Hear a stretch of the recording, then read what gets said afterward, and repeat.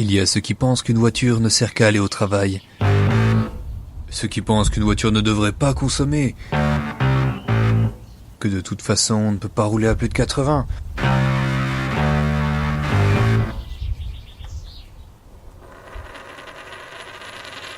Et puis, il y a nous.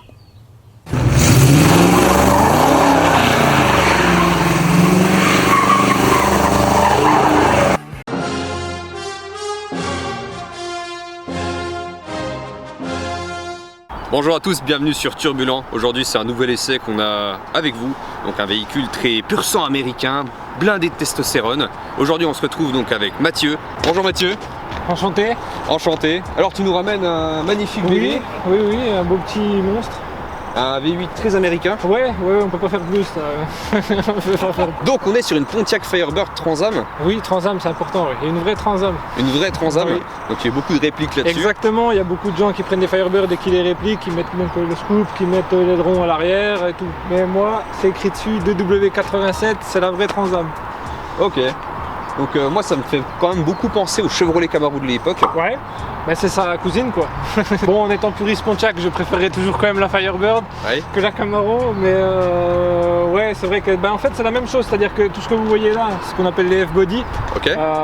Donc la carrosserie, capot, tout ça, seule chose qui change, qui est plastique, c'est ça, et puis le pare-choc arrière. D'accord, ok. Et donc initialement, c'est le même constructeur qui a construit à la fois la Camaro et la Firebird. General Motors ont fait la F-body, tout ce qu'ils ont changé, c'est les pare-chocs pour que la Camaro et la Pontiac se distinguent, mais sinon, c'est la même chose. Ok, ça roule. Et qu'est-ce qui va changer donc du coup d'une Firebird à une Trans-Am? Les options. Alors la Trans-Am c'est toujours la mieux équipée, même si j'ai pas toutes les options encore. Il faut savoir que la Trans-Am elle aura toujours le scoop sur le capot, qui n'est pas fonctionnel à la fin de ces années. Début des années 70, il y a la trappe d'ouverture, mais celle-là c'est juste, ils ont gardé l'esprit, mais ça n'est pas fonctionnel. Ok. Sinon après, qu'est-ce qui diffère? Pas grand chose, c'est vraiment l'esprit Trans-Am, c'est c'est le max de finition qu'on peut, et puis ils mettaient entre guillemets les plus gros moteurs dessus. Ok. Donc là en parlant de gros moteurs, on en a vraiment un gros, donc on est donc, du coup sur un 6 litres 6, c'est ça? C'est ça, 403 cube-inch,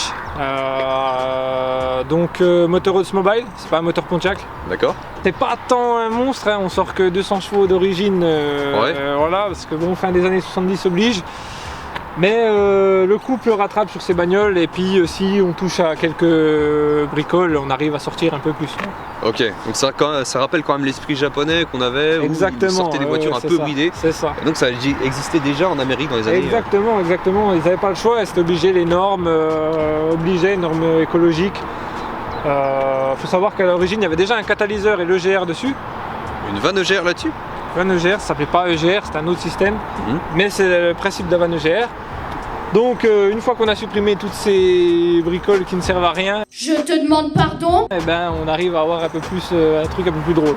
Il y a énormément de questions qui me viennent à l'esprit. Alors déjà le capot démesurable, c'est vraiment interminable. C'est énorme, aigle en feu, c'est ce qui la distingue forcément. C'est ça. Alors à manœuvrer, ça doit être un carnage.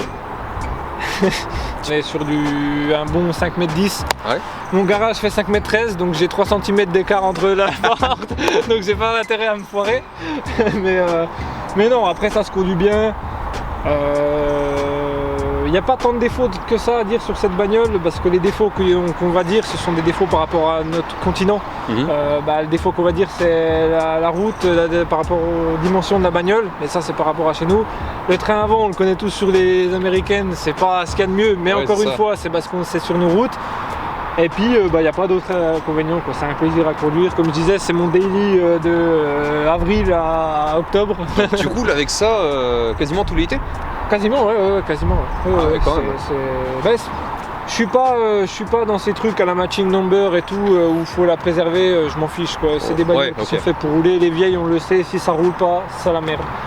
Donc puis même je vais pas la laisser dormir au garage et puis la sortir que les week-ends. Alors c'est ça que j'adore, c'est qu'il y en a énormément qui font ça, qui ont des caisses de Mais ouf. oui, et puis les pas sortir, je trouve ça bête quoi. Au-delà de pas les sortir, ils les traitent vraiment comme une Renault Modus quoi. Mais bien sûr, moi dès que je peux, putain je tape dedans, ça tombe en panne, et on répare et puis on roulera la prochaine fois encore plus et puis voilà. Alors s'il y a un truc qui me fait triper aussi, c'est l'alignement sur les américaines.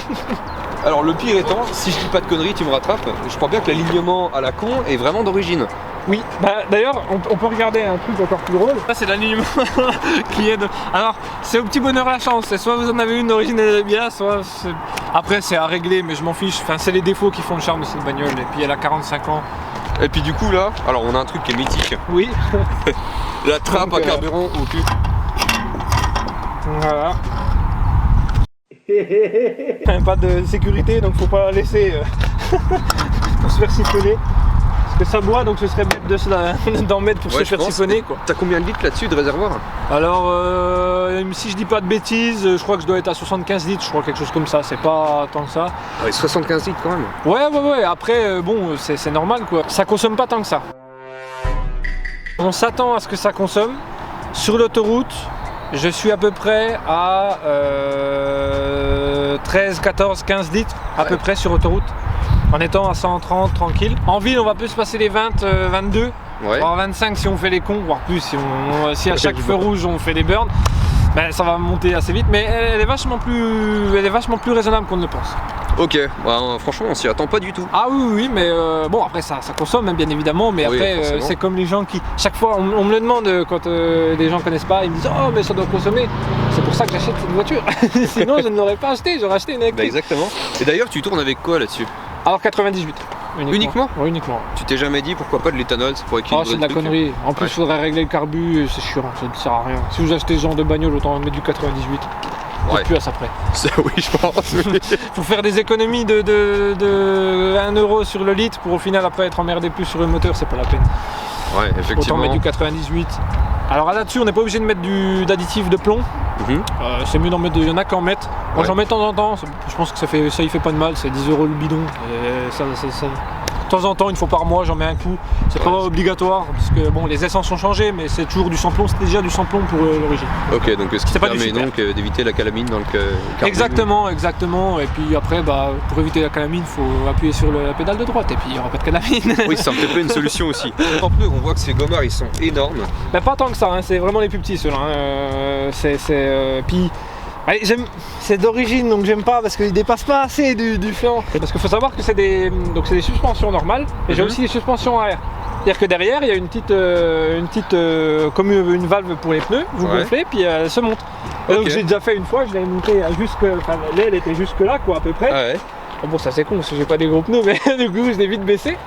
Mais oui, non, c'est des suspensions à air, beaucoup d'américaines l'avaient et puis c'est plutôt pas mal. C'est pour ça que des fois on les voit, elles sont comme ça pour que l'avant soit vraiment penché. Bah, c'est la mode rehausser un peu, faire un effet un peu les plus gros pneus et puis rehausser, c'était la mode des années 70, c'était sympa. Et puis on voit quand même la suspension, alors ce qui est important de le rappeler, c'est une suspension à lame. Oui, oui, alors les gens ne connaissent plus ça parce que ça ne se fait plus, mais oui, c'est à lame. Donc bon, c'est vachement bateau, hein.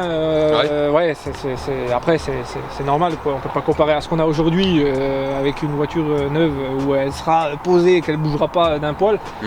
Mais bon, c'est ce qui fait le charme de ces bagnoles quoi. Mais c'est vrai que ça a vite tendance à faire un peu bateau. Regardons le moteur. Donc vous avez la tirette là. Donc voilà le buveur de 98. Ah putain, ça sent l'huile, l'essence, le fossile de dinosaure, enfin voilà quoi. Ça sent absolument tout, ça sent la sur la banquette arrière des années 70. Moi ce qui me fait triper quand même c'est la taille des ailes, la taille des vis, on se croirait dans un Pajero quoi.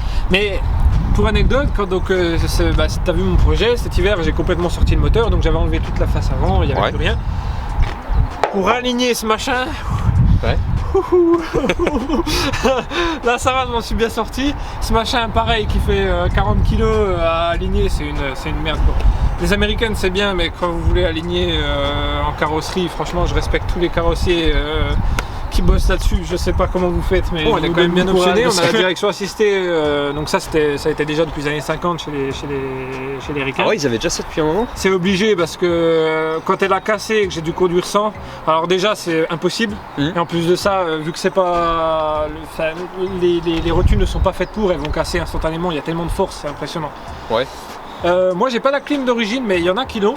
Ah ouais, il y avait carrément la clim. Il y a des clims d'origine. Bah oui, les ricains ils aiment bien la clim. En 79 du coup.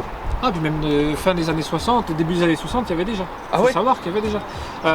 Elle est posée juste là, donc il y a une patte qui vient là, et donc la courroie fait encore plus que 2 mètres de long. donc sinon, à part ça, voilà, c'est relativement simple, c'est de la mécanique à l'ancienne. Vous avez une caisse à outils, vous pouvez démonter votre moteur de A à Z. Donc, Bah ouais, ça donne quand même un esprit qui est assez, tout a l'air assez accessible. Oui, bah c'est ça. Hein. Si vous voulez changer quoi que ce soit comme pièce, bah vous changez cette pièce, démontez pas tout ce qu'il y a autour. Quoi. Le seul problème, c'est si tu veux, regarde, allonge-toi comme si tu voulais toucher au carbu qui est en dessous. Ouais. Faire les réglages, t'es un peu comme ça, quoi. Tu vois, là, t'es sur la pointe des pieds et puis c'est assez long, quoi. Faut avoir le bras long. Mais sinon, non, voilà. Après, c'est vraiment très simple. Hein. Pareil, le circuit électrique est simple, mais assez pour vous faire chier parce que, comme tu as pu voir, si vous voulez acheter une américaine, c'est très bien à acheter. La rouille, c'est pas grave, ça se répare. Si elle est bricolée ou bidouillée sur le système électrique, c'est une merde. Mais sans déconner, mais fuyez quoi, fuyez. Puis j'avais une autre question qui était un peu moins cool. Ouais. C'est, il n'y a pas de boîte à fusibles? Si, il y a une boîte à fusibles. Ok. Alors je sais pas si on va pouvoir voir à la caméra parce que c'est très difficile d'accès. À la limite, je pourrais t'envoyer une photo si tu veux. Ouais, bah écoute, on va l'ajouter au montage là. Ouais.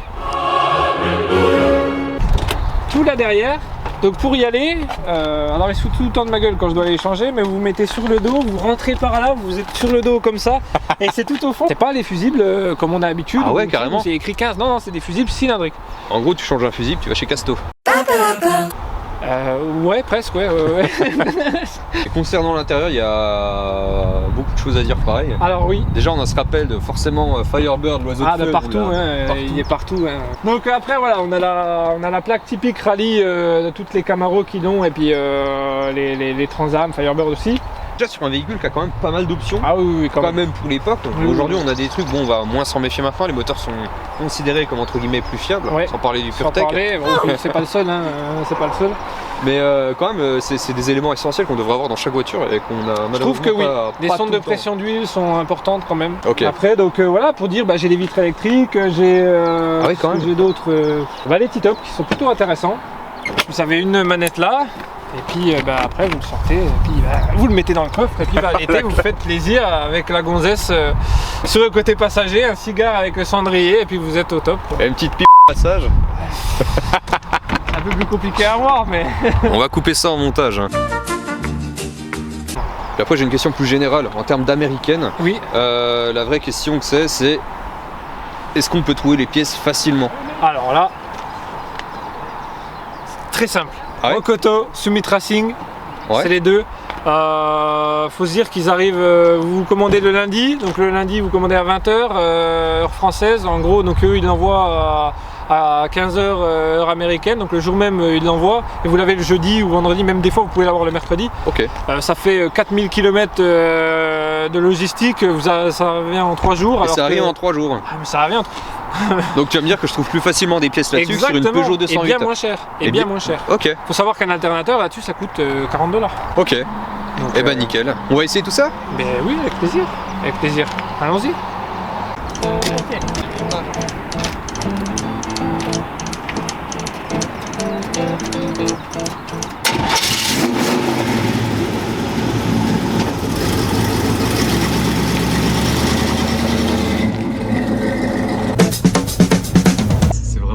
Ah, c'est génial. Mais franchement, c'est un rêve de gosse. Les gens qui n'ont pas qui n'aiment pas spécialement les voitures, ils comprennent pas ce qu'on ressent là actuellement, mais quand je monte, à chaque fois que je monte dedans, tous les jours je monte dedans, mais putain, à chaque fois que ça démarre, je suis toujours... Tu sens la perte de... J'ai toujours la même sensation où je suis tellement heureux, genre, putain, mais Dieu merci de me faire sentir ce genre de truc, mais c'est génial, quoi. Et du coup, donc t'es en boîte auto là-dessus? Oui, je suis en boîte auto. Ok. Oui, TH350, classique. Donc c'est une boîte 3 vitesses, mais il y en a 6 parce qu'en fait il y a une première et demie, une deuxième et demie, une 3 et demie. Et tu les sens pas spécialement parce que l'étalonnement de la boîte fait qu'en fait c'est vachement tu vois, voir qu'elle va passer. Voilà, tu vois, tu la sens vachement pas, quoi. Elle passe, c'est vachement fluide. Alors si je dis pas de conneries, la voiture est de 79, mais c'est une boîte qui a été développée du coup dans les années 70, la 350. Ah, la TS350, elle est sur toutes les bagnoles, quasiment toutes. Celles qui n'ont pas des grosses perfs, où il y a quand même un peu de coupe, mais qu'il faut voilà, un minimum, et ben la 350 elle est parfaite. Bon voilà, tu vois, les freins c'est à chier. Voilà. Alors du coup il y avait quand même il y avait 4 tambours assistés, ou là on est sur 2 disques à l'avant, tambour à l'arrière. T'as quand même les 2 disques à l'avant. Ouais. Et voilà, donc on a vraiment donc deux disques à l'avant, 2 tambours à l'arrière, et même avec les 2 pauvres disques, c'est vraiment de la merde. Mais bon, comme ici, c'est pas un défaut, parce que c'est juste pas adapté à nos routes. Donc non, franchement cette voiture, donc c'est ma première américaine. Et, ouais. Franchement, je regrette pas une seule seconde d'avoir acheté celle-là et pas une autre. Attention. Ok, let's go.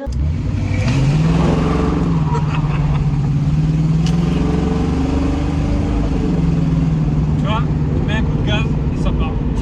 Est-ce que t'as un autobloquant derrière? Non. Ok. Alors le rapport de pont il est très faible, mais après c'est vraiment le couple et puis des pneus de merde. Ça aide. Parce que t'as vu, ils sont en bon état. Oui, oui. Mais les Cooper Cobra, Ouais. c'est le pneu pour faire le pont avec. Mais genre vraiment. Parce que sur le sec ça tient déjà rien, alors imagine sur la pluie. Là tu vois c'est sec, c'est pas la pauvre pluie qui fait ça. Ça tient rien, alors imagine sur la pluie. Ouais, je pense que ça doit être intenable. Je la sors sous la pluie, mais pour être honnête, j'emmène pas large. Franchement, je fais pas le malin. Ouais. Parce que l'avant, on perd aussi facilement l'avant que l'arrière. Ok. Il faut savoir que bon, ça paraît logique, mais il n'y a pas d'ABS, il n'y a pas d'assistant. L'ABS, c'est vraiment la meilleure invention automobile pour moi. Ça a sauvé des millions, voire des milliards de vies. Ouais. Et quand on est habitué à piler avec une voiture et que ça nous bloque les roues, enfin ça nous bloque pas les roues justement, et que ça coupe les freins et tout, quand on arrive là-dessus et puis qu'il y a un connard qui vous passe devant, Ouais. parce qu'il pense que c'est une vieille voiture et que ça avance pas, et que du coup vous êtes obligé de freiner parce que vous pilez, parce que vous avez l'habitude de piler, ça fait bizarre quand vous partez tout droit. Ouais. Et d'ailleurs, en parlant de prix, celle-là tu l'as touchée à combien? Alors celle-là je l'ai payée 20 000. 20 000. 20 000. Seulement 20 000. Oui, faut savoir que vous pouvez regarder sur le bon coin, une Pontiac c'est pas très cher, hein. Les Camaro sont vachement cotés, Ouais. mais par contre une Pontiac, achetez des Pontiac, achetez des Camaro. Achetez des Pontiac, bordel. Alors oui, c'est vrai qu'on entend vachement la Camaro, donc du coup, Oui. qui est la cousine directe de la Transam. La Firebird. La Firebird du coup. Mais oui, celle-là on en entend vachement moins parler. Ouais, beaucoup moins. Et c'est dommage parce que je trouve que vraiment Pontiac, moi vraiment comme je dis, je suis vraiment fan de Pontiac, beaucoup. Moi, j'ai pas mis, mais d'habitude j'ai ma chemise Pontiac parce que voilà, je suis vraiment fan de Pontiac, de l'histoire. Et puis de la manière dont ils sont fait baiser par General Motors, comme ils l'ont fait couler, voilà, c'est comme ça, tout ce que c'est fait. Mais Pontiac a fait vraiment des trucs de fou. Faut savoir que la première Firebird, Ouais. c'était une turbine à gaz, le moteur, dans les années 60. Ah ouais? Un réacteur à gaz. Un réacteur à gaz? Réacteur à gaz. Moi je trouve ça très drôle. La première Firebird, c'était un réacteur à gaz, et après ils ont dit bah tiens, pourquoi pas mettre un gros bloc dedans et puis s'amuser, voilà ce qu'ils ont fait. Ouais, Et ça a bien marché. C'est tout à fait l'esprit qu'ils ont. C'est l'esprit que j'aime, donc franchement, on va pas se plaindre. Donc ouais, non, franchement 20 000, après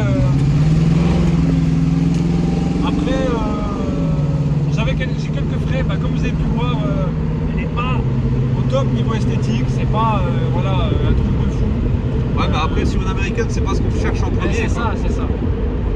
On sait que c'est des voitures, alors on en voit pas mal dans les films, on a influencé par la pop culture américaine. Bien sûr. Et on se dit, les mecs, ce qu'il faut, ils font des trucs de barge avec, Ouais. et c'est ce qu'on a envie de faire forcément.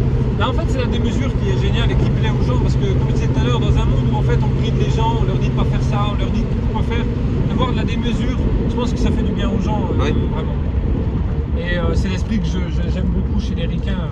Franchement, c'est vraiment la démesure complète, même sans parler des muscle cars, les Cadillac qui font 7 mètres de long, avec des blocs de 7 litres d'huile. Voilà, Ouais. c'est ça. Et c'est des canapés roulants, c'est ça que j'aime beaucoup. Là, c'est vrai, on est quand même pas mal. Hein. Alors c'est vrai qu'on a du mal à se dire qu'on est dans une voiture de sport. Ouais. Alors du coup, c'est ce qui définit bien la muscle car, Ouais. c'est que c'est très confort, on a plus l'impression d'être dans un 4x4 Oui, abaissé, c'est vrai. mais le confort est présent, notamment au niveau de la boîte. Ouais. Moi, je sens la boîte. Aujourd'hui, on a des boîtes françaises qui sont développées dans les années 2010, même aujourd'hui. Sans citer les boîtes Renault, on a un coup de cul ou alors le moteur ne sait pas ce qu'il fait. Ouais. Et là, vraiment, on sait qu'on a une boîte qui est vraiment totalement raccord avec le V8, quoi.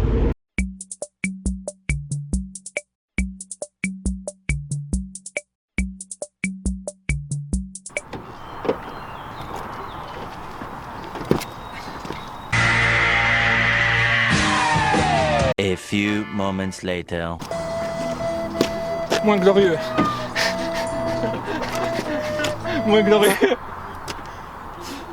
J'ai pété un truc. Non, Oh, je te jure. c'est quoi? Une petite idée. On s'en branle, c'est rien ça.